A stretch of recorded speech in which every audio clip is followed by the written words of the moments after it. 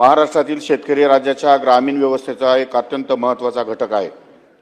तथापि अनियमित पाऊस, गारपीट, दुष्काळ, महापूर यासारख्या नैसर्गिक आपत्तीमुळे अनेक वेळा पिकांचे नुकसान होते।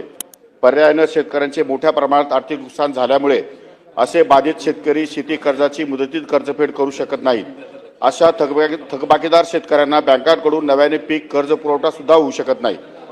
शेतकऱ्यांवरील कर्जाचा बोजा कमी करण्यासाठी यापूर्वी शासनाने छत्रपती शिवाजी महाराज शेतकरी सन्मान योजना 2017, महात्मा ज्योतिराव फुले शेतकरी कर्जमुक्ती योजना 2019 व महात्मा ज्योतिराव फुले शेतकरी कर्जमुक्ती योजना अंतर्गत प्रोत्साहनपर लाभ अशा योजना जाहीर करून योजनांद्वारे शेतकऱ्यांना 44,000 कोटी रकमेची भरीव मदत या ठिकाणी केलेली आहे।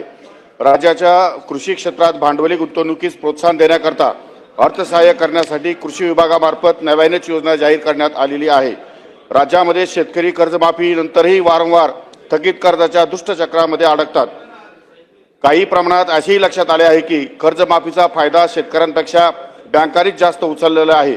त्यामुळे शेतकरी आणि शेतकरी यांच्या जीवनात आणि शेती व्यवस्थेत बदल घडविण्यासाठी तसेच शेतकऱ्यांना थकीत कर्जाच्या विळख्यातून सोडविण्यासाठी अल्पकालीन व दीर्घकालीन उपाययोजना करण्याची आवश्यकता आहे।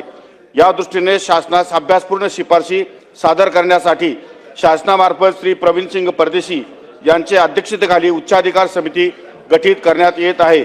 समितीतील अन्य सदस्य व या समितीचा कालावधी समितीचे अध्यक्ष यांच्याशी चर्चा करून निश्चित करण्यात येईल। समितीच्या सन्माननीय सभासदांच्या